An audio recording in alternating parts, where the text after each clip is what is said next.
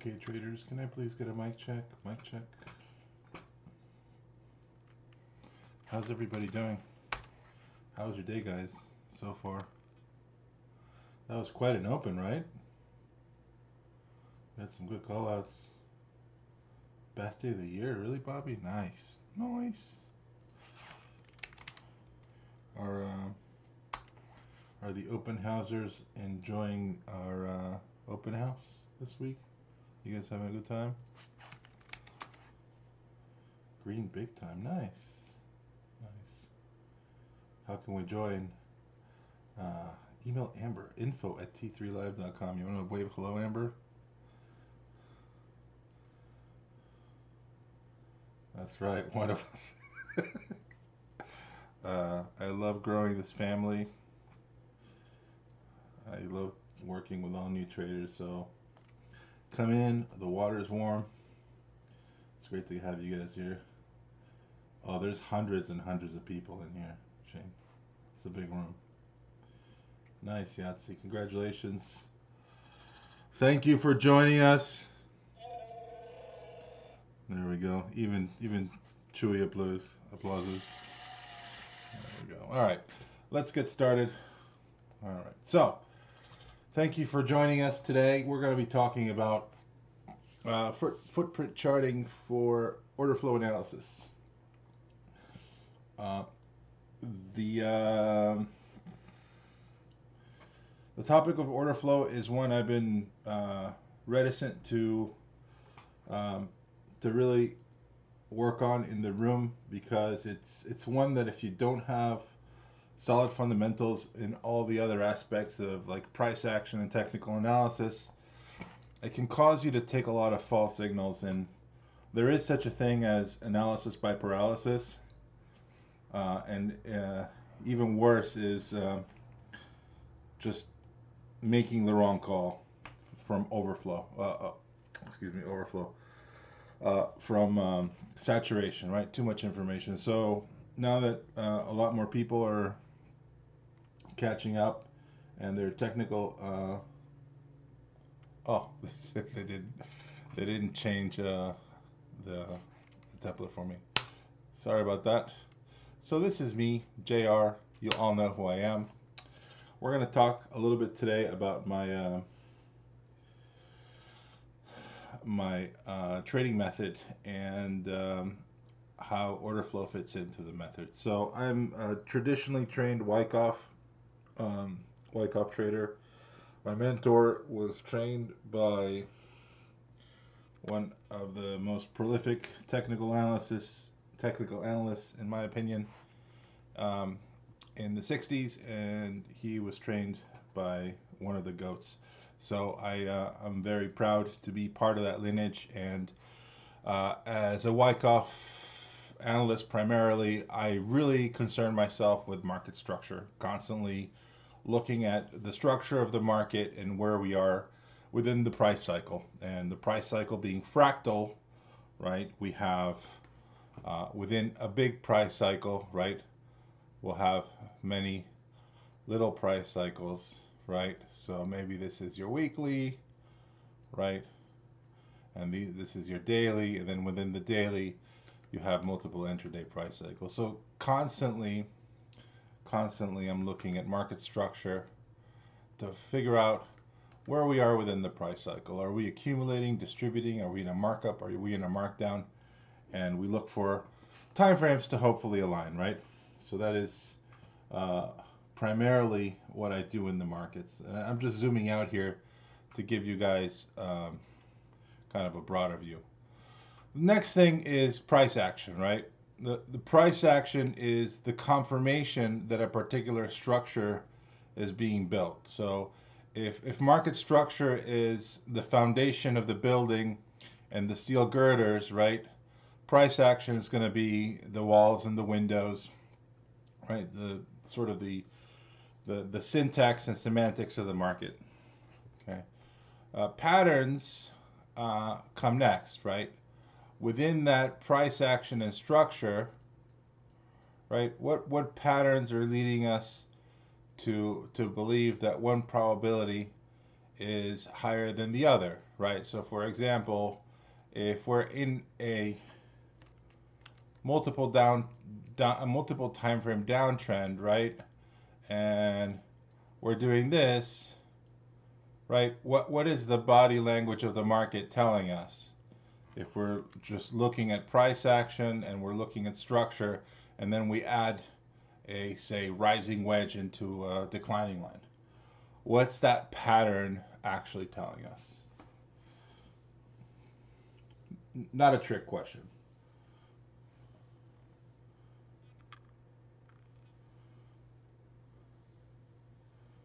Wow, you guys are quiet. Yeah, the pattern is indicating most likely continuation, right? So patterns help confirm the two most important pillars of the top trading method, right? And then, well, what does order flow do? How does order flow help us? Order flow helps us confirm the patterns, right? And it helps us confirm the price action. So order flow and tape reading are Siamese twins. Okay, so for the purposes of this conversation, we're going to talk about order flow and tape reading um, in a as a single term. Okay, and you guys will see why. So order flow and tape reading is going to be used here in conjunction, but the idea is that we're actually looking at the flow and looking at the tape in order to confirm entries, in order to confirm price action, in order to confirm structure. Okay, so not to be the turtleneck guy. Lance is already shot. Okay, so not to be pedantic, right? I may or may not be wearing a black turtleneck. Um, but let's talk about technical analysis in a nutshell. What is the purpose of technical analysis? I know it's to sell rugs at a profit, to get a good deal, to piss off your father-in-law. Oh man, you have no idea, Eddie. When I started trading, my mother, this is the work of the devil, my son. Now she checks my P&L. I bought her a house. It's all good. The devil pays well. Yes, it does. All right. So technical analysis in a nutshell. Obviously, we're trying to get the best deal in both directions, right? So in order to be a buyer and seller of anything, what is the most important concept we need to truly understand? What is the most important concept we need absolute clarity on?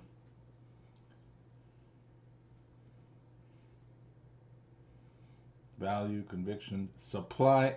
Marty on fire. Good job, McFly. That's right. We need to have a very clear picture of value, right? Thank you, Brandon. Correct. And ultimately, right, value is created by supply and demand. You guys are on fire. Okay, so this is what traditional tape reading looked like, right? In the times of Ralph Elliott and Richard Wyckoff, you'd look at point and figure charts and literally read the tape. Okay, well they expect. Oh, I've paid, baby. I have paid. Okay, so this is what Grandpa's tape reading looked like. This is what tape reading used to look like for me. Does anyone remember just having their ready terminal on, and by 11 o'clock you were reading level 2 in time and sales, and you felt like you needed to take a 3-hour nap? You guys remember those days? You'd have a Bloomberg T1 come into the office, and you'd have your, yeah, so Ready's still around, right? With a Realtek. Anyway, so a Daytech or whatever platform you were using, right? You had no frame of reference to actually group this data in a referential price volume data set, right? Unless you're like Dustin Hoffman and Rain Man, or my own personal hero, Zach Galifianakis. A great scene, by the way, from what movie is this from? This is from is that from The Hangover? Yeah, okay. So, right, basically, a really good, um, a really good traditional tape reader is basically a card counter, right? You're referencing price levels and points and kind of putting together three elements, right? You're putting together volume, price, and behavior, and you're doing that. You're kind of creating a matrix of this information and sort of in your head, right? Because the tape goes by quickly and you have to basically remember all the data points in one. Well, we can now take the red pill. We can see the matrix.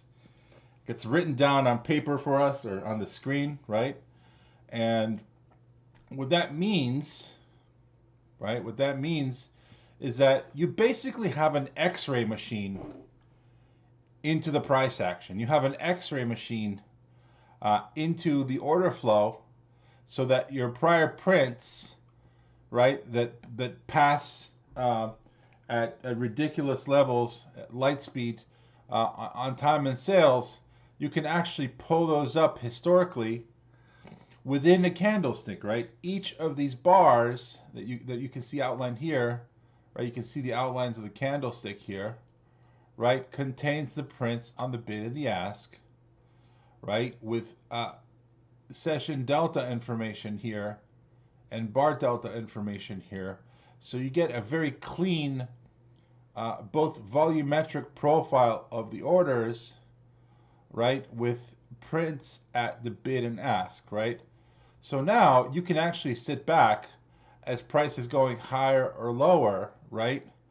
And you can analyze where key inflection points of liquidity are most likely lurking on the chart, right?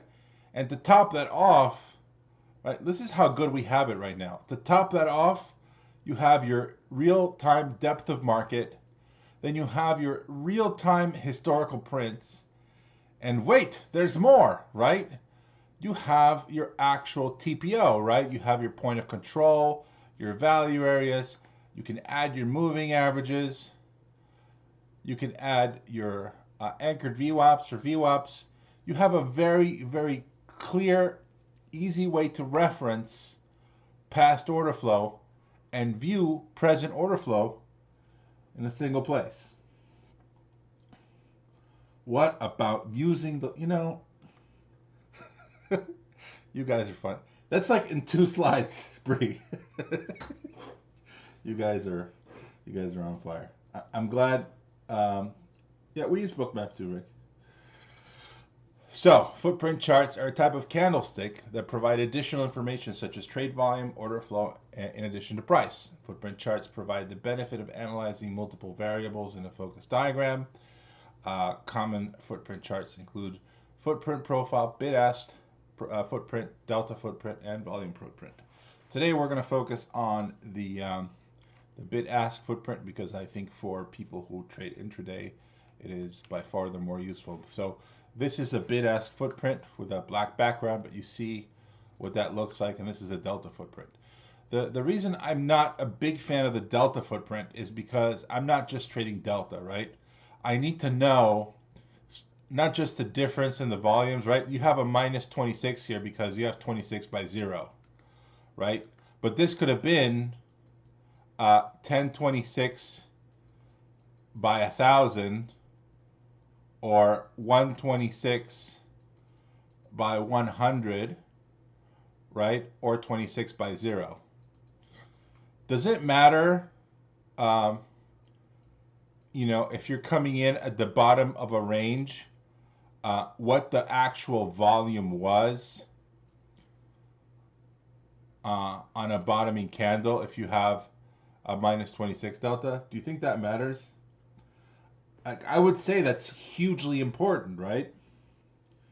especially if you're one of those tape readers who really cares about um, finished and unfinished auctions, right?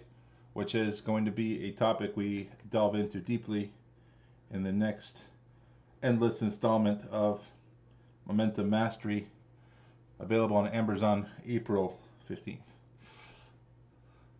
aka Nom. All right, so basically, I prefer the bid-ask footprint. Okay, and you know what that ends up looking like is something like this, right? The stuff I subject to poor unsuspecting traders to every day, right? So I have my bids, my asks, my moving averages, my volume nodes, right? So I have a very clear, complete pic. Oh my goodness, what's the S&Ps are really coming in. Oh man, you know, it's, every time I'm giving a presentation, it's like, oh, let's have another flash crash. Uh, okay, all right. Serenity now, serenity now. Okay. Anyways, so you can see here, right, that I have my bid ask, right? We have stacked imbalances, easy to see here.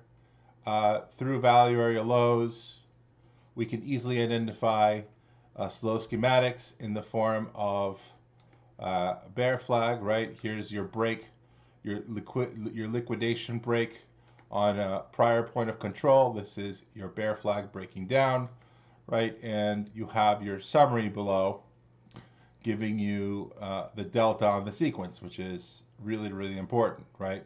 You want big red on igniting moves, and then light green, light red on consolidations, right? Same thing as a bear flag. Big volume, right? Small volume. So this gives you a great way to visualize not just what's happening in terms of delta imbalances, right? But where liquidity is within each candle and within each move. And you can do that on multiple time frames. So that is basically what we're looking at every day. What, you know, when I started trading the footprint, it was like wearing glasses for the first time when you've got cataracts, you know. So, anyways, so that is the difference between bid-ask footprints and delta footprints. So let's get members of this room already know these terms because I talk about them every day, but we'll talk about these really quickly. So high volume nodes are areas of high volume relative to surrounding nodes. Low volume nodes are areas of low volume relative to surrounding nodes. Point of control, a price level where the highest level of volume traded for a given session is located, right? We talk about POCs all the time. And the distribution is priced in relation to high volume nodes, right? So high volume nodes, as you guys know, act like gravity. They're magnetic, right? They tend to attract price because that's where the liquidity is. Conversely, low volume nodes are areas of very little gravity. The market often rips through these levels, not staying there for long due to what? The search for liquidity, right? The search for SPOC. So let's take a look at some examples and see how we can use this in your trading. So for example, here is a footprint that's a volume footprint, right? This is not a bid-ask footprint. This is a candle that opened here, closed here, and has a point of control down near what would be the wick, right? What would this tell us? Here, this is around 3903. What do you think this would tell us if we have a candle maybe came into some strong level of support, maybe point of control on the day, right? And gave you a huge high volume node near the wick. Yeah, not just no sellers left, right? Because you can have a low volume low put in, right? This is like, you know, auction complete, buyers coming in, a tremendous amount of volume that lifts price up through the value area back to the low volume nodes in search for what? In search for more inventory, right? So we use the profile in our trading, both in our candlestick charts and even overlaid over our our actual footprints to understand where the biggest amount of volume in the auction is taking place. Well, we're really coming in. Well, okay. Talk about bad timing, JR. Amber, this is why it's like, I keep putting these presentations off. Uh, anyways, so the importance of high volume. So here's an example, right, of multiple candlesticks within a volume profile, right? So oftentimes when we have a two-wave corrective back into a value area, we'll often look at the high volume nodes, particularly the point of control, as a place where shorts will typically cover into that wall of liquidity, and longs will be looking perhaps for a two-wave corrective reversal, right, which is what you're getting here. Same thing in a downtrend, right? You'll often have, like, for example, a rising wedge or another, M-top type of schematic or a Quasimodo, any of these types of schematics back into an area of high liquidity, a high volume node, and will typically give the prevailing trend some more weight in terms of our risk reward probability calculation, right? A lot of people, especially novice traders, ask me, JR, how did you know that was going to happen? And my answer is always the same. I have no idea. I have no clue if what I'm thinking is correct at any given time in the market. Thankfully, I'm correct a lot of the time. It's tools like this that give me an edge in terms of allowing me to make educated guesses as to what the market is most likely to do given variables such as the volume profile, the moving averages, the price action, the structure, the pattern, etc. Right? So a good example here of how high volume nodes can really assist us in determining what behavior we can potentially expect into an area of high liquidity. So somebody asked about the DOM. Okay, so the DOM. Here's the DOM. I have the DOM next to me at all times, right? It's the shotgun next to the bed of every day trader that I know, at least most of them. So,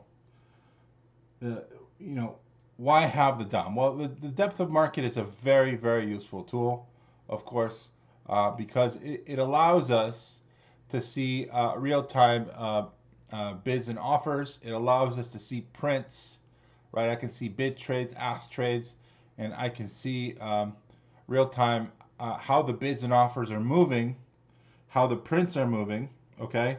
The problem, guys, is that it's real-time, it's not historical, right? And oftentimes, you'll see orders that actually never trade the book, right? For example, how many times do we see like a two-wave corrective, then a wedge, and then all of a sudden, you're trading Tesla, and all of a sudden, you have a big volume spike here, right? You're going like this, so you have nice price volume convergence and a big volume spike. You're flagging, and you were looking at 5, 6, 7,000 on the offer, and then you get 150,000 on the offer, right? Off a bull flag.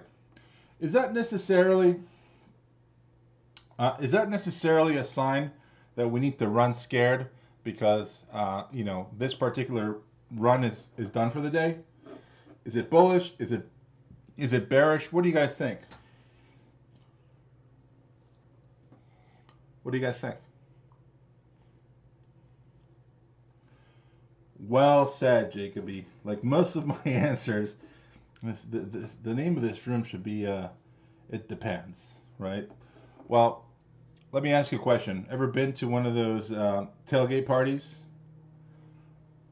How many taco trucks, you show up early because you want to get a good spot. How many taco trucks do you see at 9 in the morning on a 2 p.m. game? You see a lot of taco trucks ready to sell tons of... Right.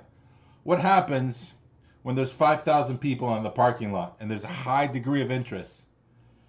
Is the place packed with taco trucks full of delicious inventory ready to sell? Right, Phil. One taco truck, 2 hour line.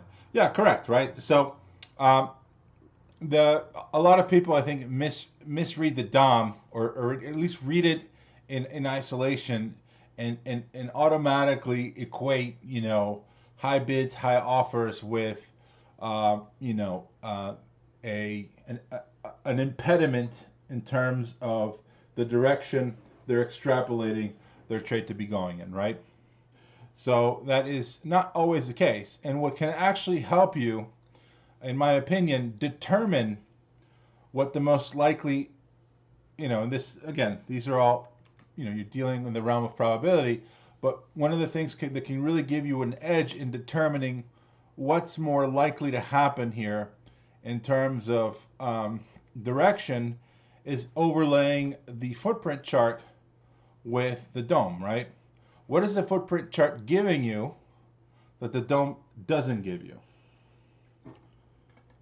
Not a trick question.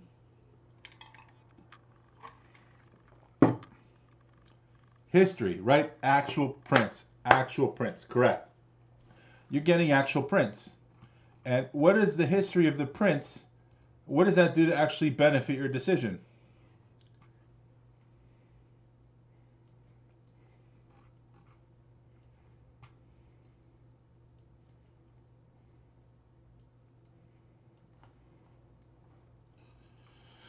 Exactly. Areas of supply and demand. Very good. Very good. Inflection points, right? So, like we said before, if your volume profile looks like, say, for example, your typical Gaussian graph, right? And you've gone like this, and now you're flagging, okay? And this is a prior area of low liquidity that the DOM is not giving you a full picture on. You might see, you might go from 10,000 on the offer to 50,000 on the offer, but how many trap traders are there from the prior session, right? The most recent session. Is the DOM going to show you that necessarily? Yeah, the DOM is a form of level 2. Correct, Carl. 100%. The print is the print. Exactly. But more importantly, right, the actual footprint and the volume profile, where it will both show you that there's a lack of committed inventory here, which means that, if the bulls push through, right, you're most likely going to be running into less overhead supply than, say, if you had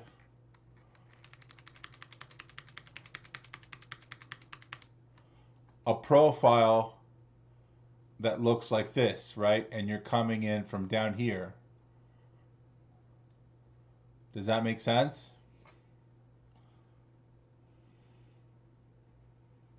It doesn't make sense, TDV? Okay. Well, I guess ask me later. So that is why the DOM, while it's a fantastic visual tool, and I think it's far more effective at gauging depth of market than your traditional, side-by-side montage, whatever you want to call it. It's still lacking in the sense that it's a far less effective predictive tool than a DOM next to a footprint chart, right? Make sense? All right. Let's keep going. Okay, so this is the anatomy of your basic footprint chart. The members of this room have been seeing these for a while, so you can see the outline of the candle here with the topping tail, right? And on this side are your bids, on these sides are your offers. These highlighted yellow boxes are what, guys? What are these? This is a screenshot of Motive Wave, but there's, Yeah, exactly, your point of control. Okay, uh, so you can see the stock is clearly in an uptrend here. Inside bars are showing, relatively even points of control here, meaning you're rejecting the lows here with very few sellers on the bid. You're bouncing. You're putting in higher points of control. Your inside bars again, not a lot of sellers, not deep imbalances, and the trend continues. Right. This is what a profile footprint looks like. Right, so this is a screenshot of a test. You get this in Motive Wave or anything else, right? So if you're one of those people who really thrives on the volume profile, then this is the chart you probably want to be looking at. I think it's, unless you can bring up the prints next to this type of chart, I think it's less useful, right? But still, definitely can be useful nonetheless, right? So say for example, you see here, guys, what's this type of trade called right here?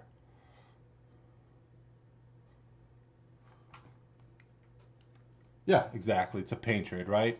You finish a pain trade into a P profile.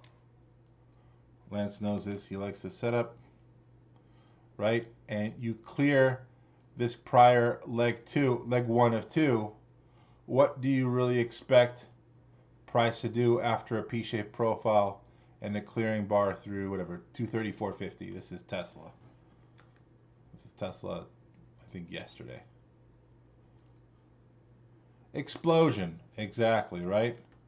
First, these shorts got squoze good and hard, right? Then these guys got squoze good and hard. So you get a visual representation of the volume profile and a good idea of where the prints are. You're right. You get your big trades here, in terms of lots, whatever it is, and this has a TPO overlaid. It's like a 4-hour TPO right now. You could do whatever you want, but I think it's less useful, in my opinion. Just my opinion. So now we're gonna talk about 3 different things I use every day. Okay, to actually help me gauge when and where to make decisions. Okay, so I overlaid. This is the S&Ps today. I just literally cut and paste to show you guys. This is not nitpicking charts. This happens literally on every trade. Okay, so S&Ps are coming in here from the 4790s. Okay, this is this bar right here, right, and you make a leg lower, right? So immediately I'm looking at candles on the way down with stacked imbalances. So you can see here your stacked imbalances on the way down, right? And then, guys, what do we call this right here in terms of structure and pattern? What is this?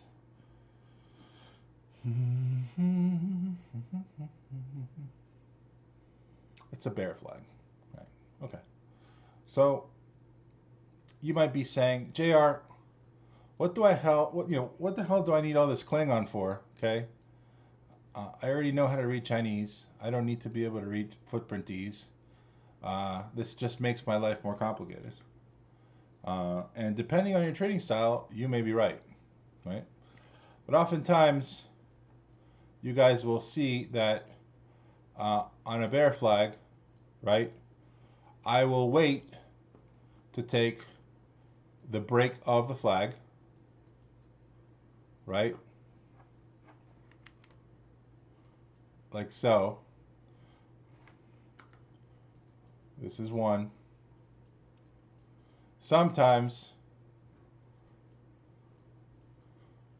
I won't even take the break of the flag. I'll wait for the retracement, and if it rejects the prior value area, then I'll short here, right? So one is a short here, the other one is a short here. And sometimes when we're flagging, I'll short the top of the flag, right? And then I'll add as we break pivot lows. What makes me make that decision, right? What makes me decide okay, this is the correct entry for me. And by the way, where do I have a better potential risk to reward? 1, 2, or 3? What do you guys think? I would say typically 3 by far, right? It's a very easy stop if you're wrong on 3. So, why do I decide to take 3 sometimes? And in this particular chart example, guys, in this particular chart example, what would you have done? Would you have taken 1, 2, or 3?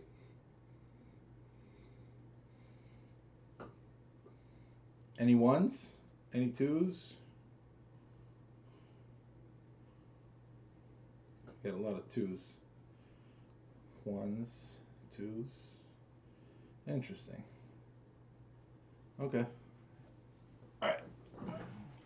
So this is where stacked imbalances are important, right? So this is where we were coming in. We accelerated lower here, and these are the stacked imbalances on this last candle before we flushed, okay? Is it fair to assume that we're going to have a whole lot of sellers up here in the 1837 by 1354, 1754 by 1315, 1474 by 1396, etc.? Yeah, right? So when I see this flag coming up, okay, I am not waiting for this to break down, okay? The footprint's telling me, hey, you're going to have a lot of potential sellers up here. There's a lot of volume transacted through these stacked imbalances.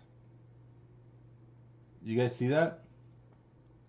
So in this case, right, I would have, this would be option 3. I deleted the drawing there by mistake, right? I'm shorting the top of the flag, right? Because as we were coming in here, the most amount of volume was done near the top of the flag. They're going to defend this level. And if I'm wrong, it's a very small stop, right?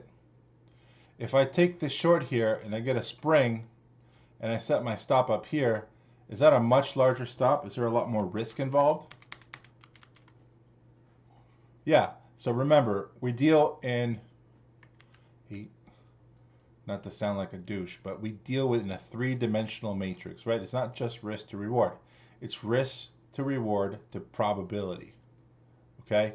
If I have the x-ray machine and it's telling me, hey, dummy, there's a ton of sellers up here. Why don't you short the top of the flag if the trade works?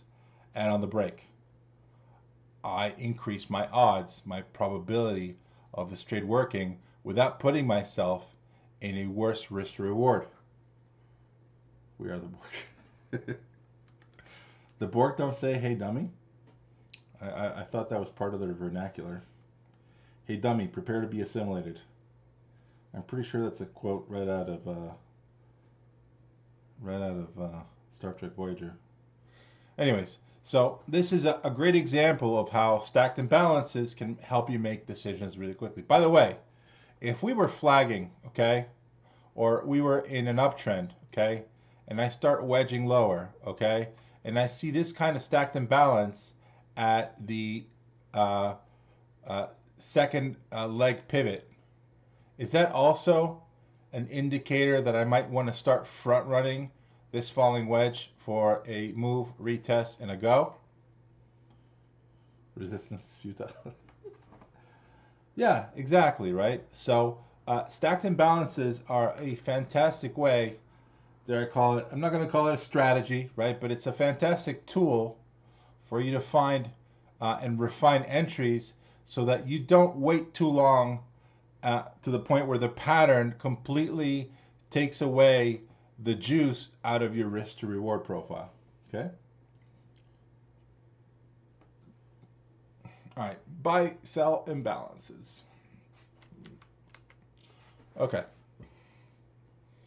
So this is now this part of the chart, okay? So, oh, and by the way, just so we can put 2 and 2 together, right? What other indicators do we have on this chart to tell us that most likely there were sellers here. What do we have? Just in terms of like stupid stuff. Moving averages, anchored VWAPs. We have anchored VWAP. We have your 5-minute 21. We have your intra-session VWAP. We have a declining tops line. We have everything but a guy with 2 flashlights on an airplane carrier saying, land here for tacos. Okay? We get topping tails, right? So these stacked imbalances, what they're doing for you is giving the convictions to become a passive seller into a move that's most likely gonna fail. Okay, it's a huge edge. Does that make sense, guys? The market is wow. This is like my worst nightmare. Are you guys watching this? This is wild. Is anybody even paying attention? Oh my goodness. Okay, all right. Serenity now. Okay. All right, so let's get through this real quick. So buy imbalances, buy-sell imbalances. So now we're in this square on the move, right? Your typical technician will take the length of this move and extrapolate the move lower. Okay, so this square equals these bars. Okay, so we have a piercing engulfing reversal, and you'll notice here does the last few prints here are these low or high volume prints? Lower high volume prints, guys. This is the core of modern tape reading. Well, so relative to these prints, I'd say they're much higher volume, right? 26 by 0, 28 by 0, 42 by 0, 793, 567, 106. These are, in my opinion, decidedly higher than these. 200 to 300% higher at least, right? Okay, so you come in, right? This is your 1110 bar. Okay, you come in, your 1110 bar, and then you're watching. Okay, so you after a climactic bar, you typically wait for some inside bars. 257 by 91. Okay, so the shorts tried to take it lower, pop back higher to this prior point of control, 635 by 826. They couldn't take it higher, 0 by 34, 35 by 44. Okay, all right. But what's different about this bar than this bar? There's two key differences. Two very important key differences. Yeah, 12 by 0 versus 257 by 91. This is a 300% delta, okay? And this is technically a higher delta, but on very low prints, right? This is why I don't just use the delta imbalance candles. I like to see the prints, right? Not only do you have almost no sellers, is this a higher pivot low? Yes or no? Yeah, correct. Correct, John. Okay, it gets worse. The next bar, you have 0 by 35, okay, and on the lows, 3 by 0. Wow, okay. So this is your pain trade, right? This is real life, guys. It's not a perfect chart, but it's even better that way. So the pain trade triggers, right? You get 3-4 ticks here, okay? You crap out at 0 by 6, okay? Your point of control here, 980 by 975, okay? So this is in terms of order flow, okay? This is called an exhaustion reversal. The exhaustion reversal is punctuated by a pain trade where shorts come in, cover, okay? And there's a musical chairs race to retest the pivot low. So, you know, basically shorts come in, cover. Some buyers come in, they're playing the pain trade to the long side, and the market's not ready to go higher in a V or in a U, so it comes back and tests the prior pivot as support. 14 by 0. Uh-oh, okay. All right, the minute this sequence happens, okay, where you have these sell imbalances change from 12 by 0, 3 by 0, 14 by 0, and price action has been unable to take out the lows, okay, this print sticks out like a sore freaking thumb, okay? Because the minute this 980 by 975 gets taken out, okay, the shorts that came in to try to take out lower lows and the longs are all in it for a trend change, okay? So now your your inability to have these buy sell imbalances take you any lower, and the weakness of the prints creates the imbalance of value in terms of the imbalance of supply and demand, and takes you higher. And you see now, before where points of control were lower, lower, lower, lower, your points of control are higher, higher, higher, higher. Does that make sense? Okay, perfect. So buy-sell imbalance is really, really important. Can't necessarily call them a strategy, but it's a really important tactic to get an idea of where you're most likely to go. Because notice here, you don't have leg symmetry here, right? This measured move failed to complete. 47.68 held, okay? And then see what happened here? If you're only looking at footprint charts with nothing else, you wouldn't see this, right? But if you're looking at the footprint and you're also looking at the candlestick charts, right? Do you have some signal bars that you'd like here? Okay, here's the pain trade, okay. Then we get a topping tail and a bottoming tail.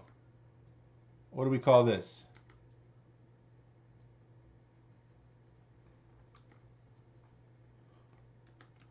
Monkey knife fight, fisticuffs, right? Do we want to short fisticuffs into a leg two? Is that a high probability trade? No, sir. No, right?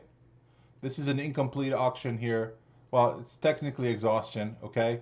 So once this 832 by 786 gets taken out again near the top, what's happening in terms of moving averages, VWAP and anchored VWAP?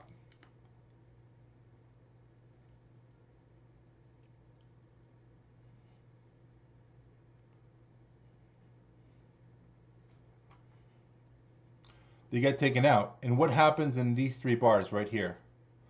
In terms of the order flow, you have higher and higher points of control, right? In both cases here to the sell side. Does it matter if we're making higher highs? Right, correct. You have price acceptance over key indicators. Your anchored VWAP, your VWAP, your 8 EMA, your 200 SMA on the 5-minute, right? Visually on the candlestick chart, you're seeing bulls are fully in control, right? And in terms of the order flow, right, this was your signal that once we're over this hump, we're most likely going to go higher, right? And so your buy imbalances continue to go higher, all right? So very important not to just get like a tunnel vision into a footprint chart. It really helps whenever, you know, to use whatever indicators you use in your regular chart. Okay, so this is the last concept I'm going to share with you guys. It's a bit, you know, this is a huge topic. You know, it's like trying to go over candlestick charts in an hour. You're just going to be able to hit some highlights, you know, bang on some cowbells. But this is another really important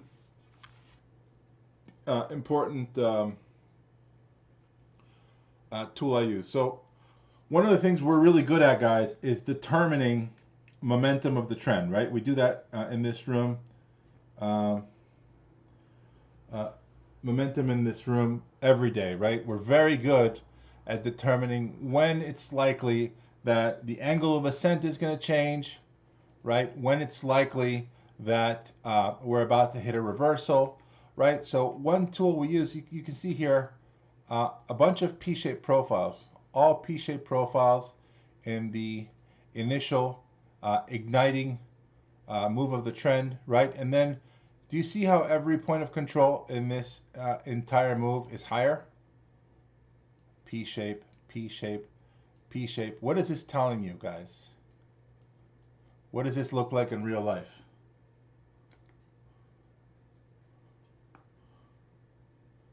Yeah, exactly, right? In terms of our price action templates that we use every day, this is a V, right? Your V. And oftentimes, instead of getting a platform, you get a channel, right? You can literally draw this line here through each point of control higher and see how symmetrical this is. You're printing P-shaped profiles right into that ascending line. Okay. Notice here when your delta starts to change, you get a big negative delta here, right? Notice how the angle of ascent changes, and you have lower points of control, maybe slightly higher, lower, right? This signifies that you have a potential change in trend. This is from today, okay? Case in point, look what happened. You know, you know what I mean? So we were mapping, this is about here, right? Change in trend, value area high.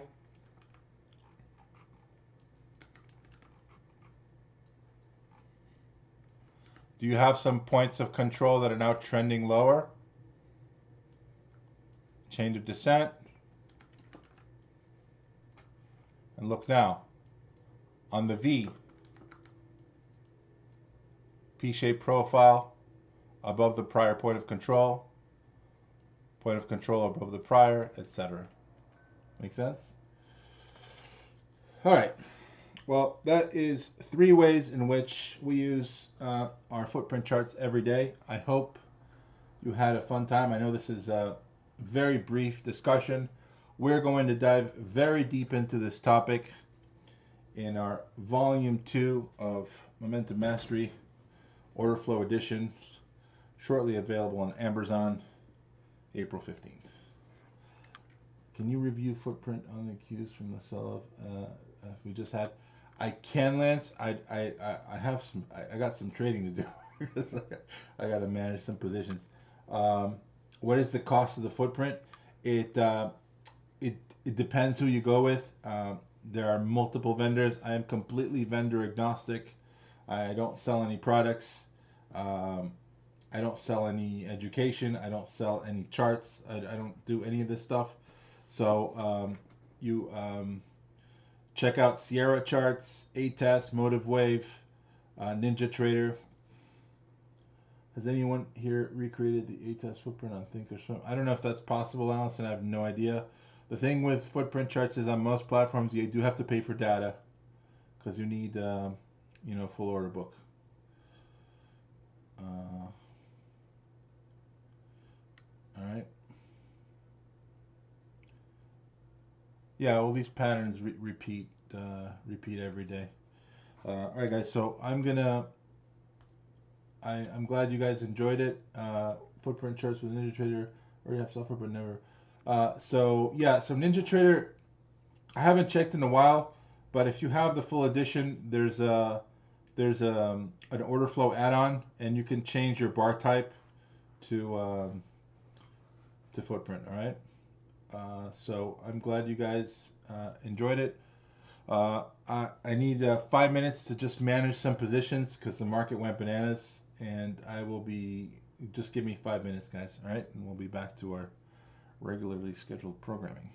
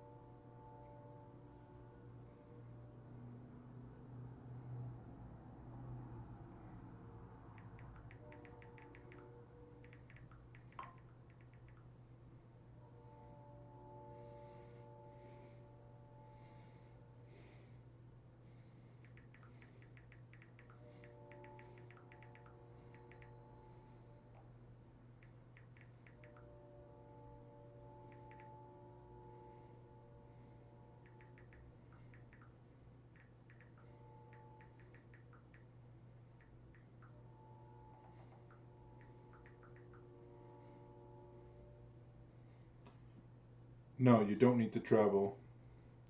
They're doing the install. We figured that part out already.